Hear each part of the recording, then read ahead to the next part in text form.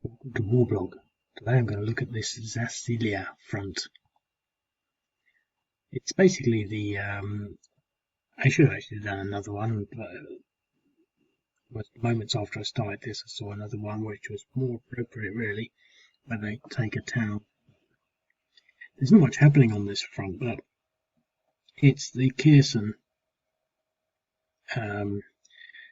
Mykolaiv sort of place. So Mykolaiv is in there and there's the big river. And they seem to be sort of along here and then down here, almost sort of this way, but it feels as though it should be that way. I'm not really going to play much, but the reason I sort of did this and did it like this was because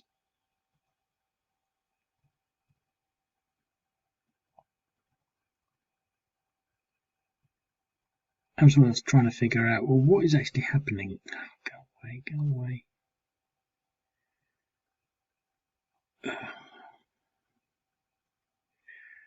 What is actually happening?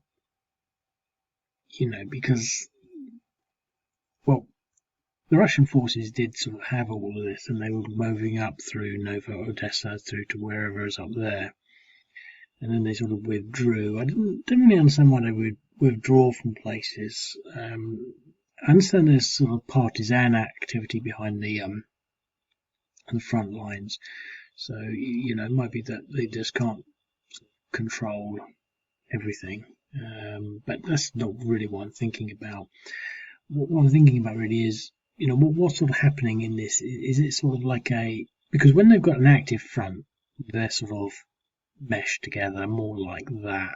I was going to bring it back a bit, but then there's no room for this, and they've got this place, so it's sort of something like that. But here it's more symbolic of what's happening. There's a lot of gaps. So what I've done, it might be hard to see and or even appreciate, but all of the sort of mechanized units and things are sort of over here and sort of down here, down here, down here, here. And we've got a few up here, mainly because I probably just didn't really realise where I was putting them all. But all the, so they've got mechanized there. The infantry is way back. So what we've got is these little units on the front line facing off, and these are little Russian units. So, in theory, what you've got is two front lines that can't really attack each other. You know, there's no sort of driving force. There's no sort of thing where they can just sort of attack this and start winning. There's not enough of them, and they can't really start attacking. But the thing is, I'm not sure it's really going to sort of reflect how I see it, because there's going to be a tremendous amount of air power at play and indirect fire. But it's Russia's first turn, so really what they're looking to do is to hold these positions. So what we've got to do is figure out what each one of these mechanized infantry, so what can attack us? Well, obviously that is a nice target, rockets and artillery in there. It's air defense and artillery. That air defense unit's on its own. Some artillery. And again, it's a case of prioritizing things. You know, what is the priority? There's probably going to be a lot of air defense, because there's air defense there. 1, 2, 3, 4. Kind of thinking from this end. But what I'm not thinking is advancing. What I'm thinking is how to maintain this sort of position, and so taking out their artillery and things. So let's just test the water here. So we've only got 4. If the missiles get 5.5, let's do another one. 6. Okay.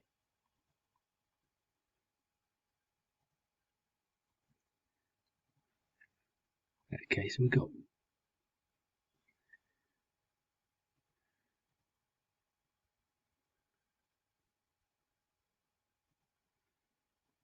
try this. I'd like to take that out.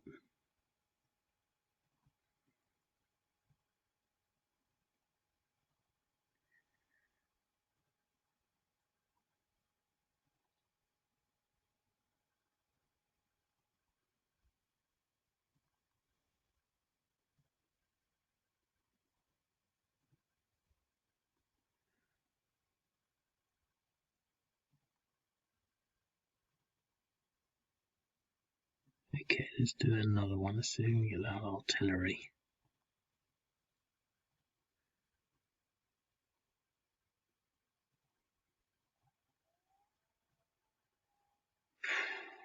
No. But there's some rockets on their own.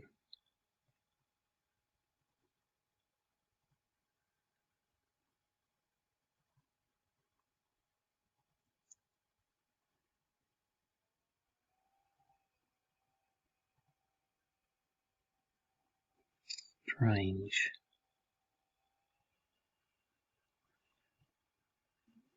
Quick look. Make sure that these little guys have actually got some. Yep, they're 8030, so they should be attacking. But so far, they don't seem to be doing much damage. Okay, let's put some bombers on each of these. We've done nothing against that. Okay. Some bombers on this. And we've got rid of the artillery. And some bombers on this.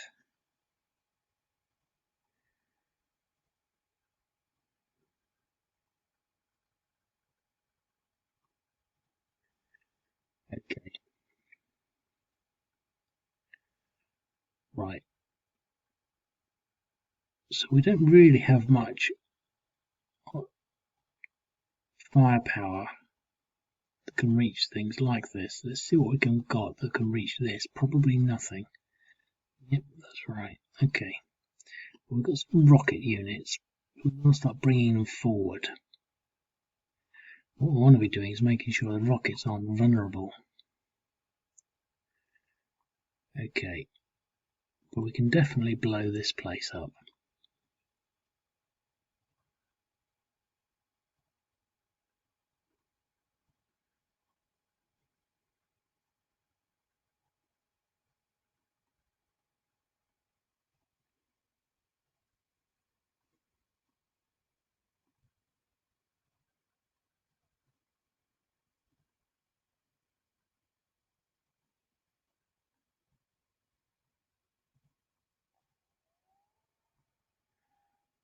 Lots of no effects going on.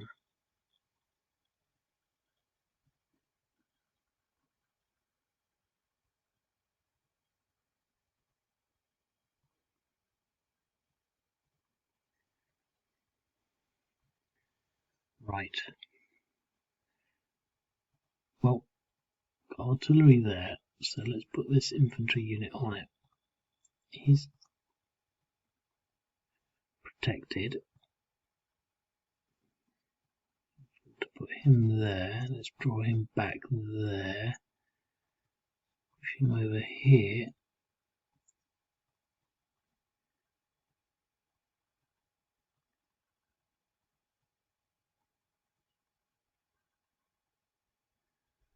That's interesting.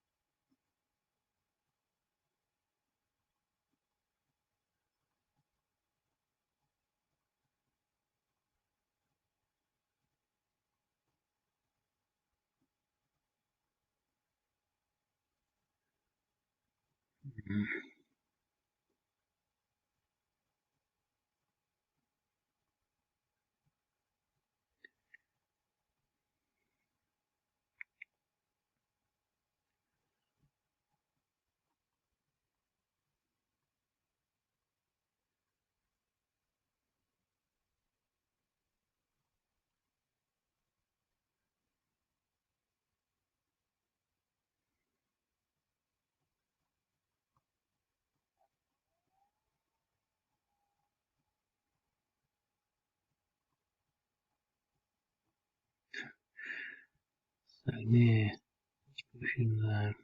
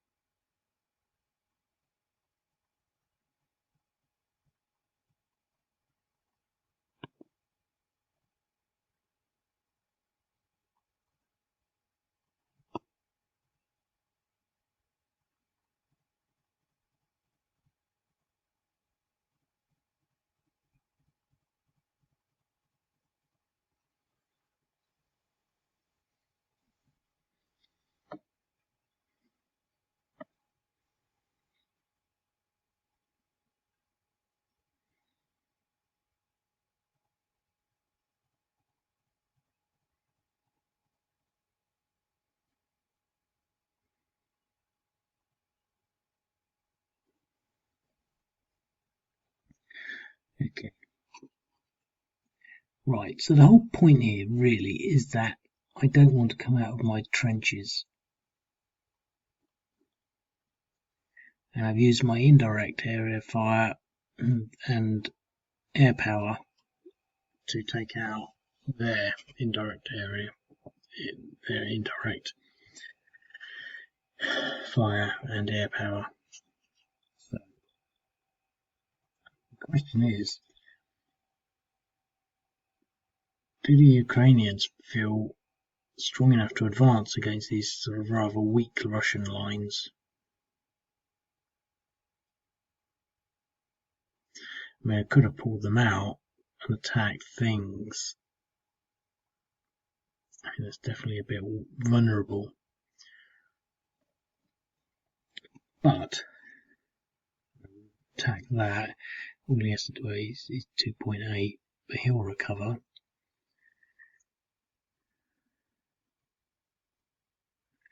They probably also want to protect things like their rockets.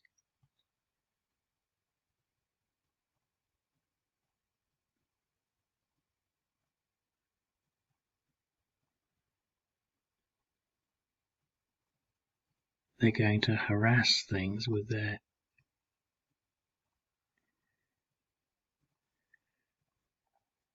anti-tank things with a phenomenal 0.1 damage.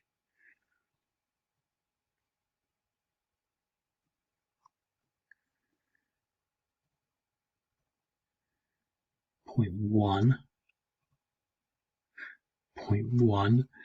leaving him on 0.2. Definitely got to protect that, and probably that.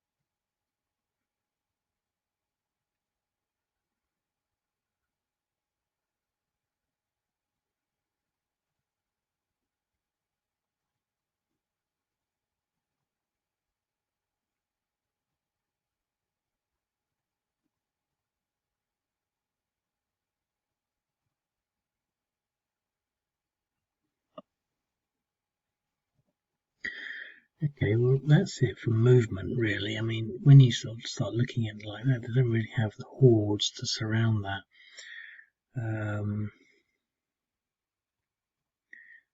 We should be able to get it with some rockets and things. 2.1. Looks like the Ukrainians have figured it out.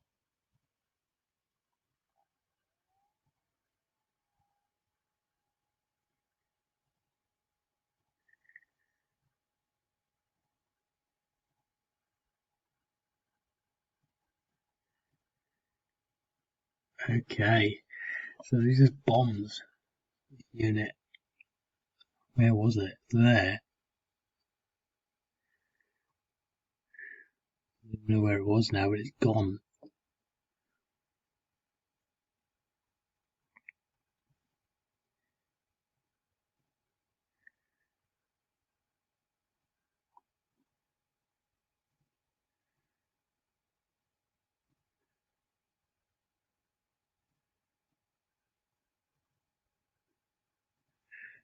Now we've got air power.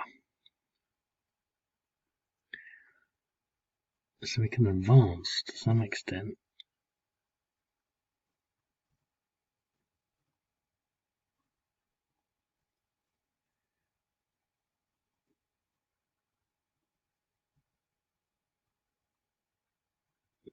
Yeah, they've got quite a bit of air defense there. Aborted. Quarter strength.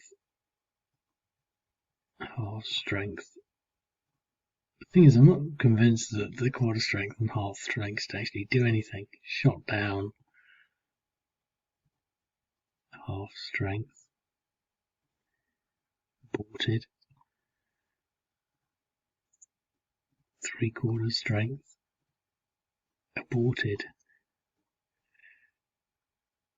1.6. So that was interesting because we lost a forward position there. I'm not sure we really want to be advancing too much.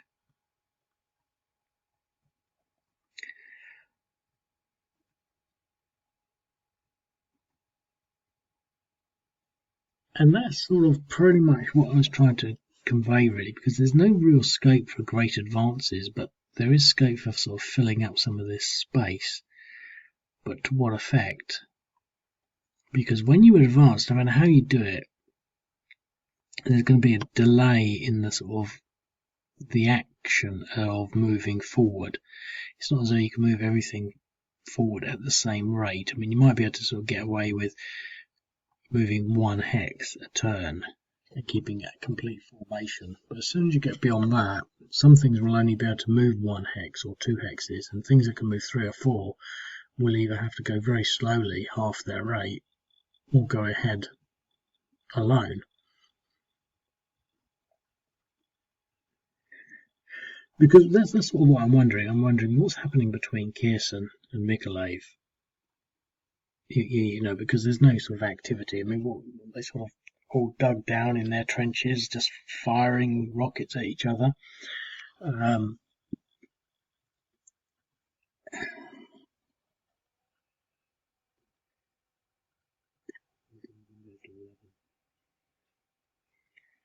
That's an upgrade, isn't it? Okay. But I'm going to leave it at that because I don't want to sort of do any more because I've got to go to the horizontal office. And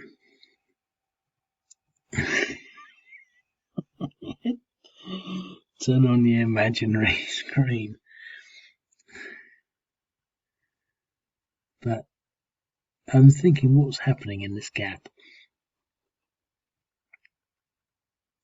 It's a shame they're so close there because you can sort of, it's a bit too close, but here you've got a real sense of sort of, well, there is that sort of space. We could sort of take that out.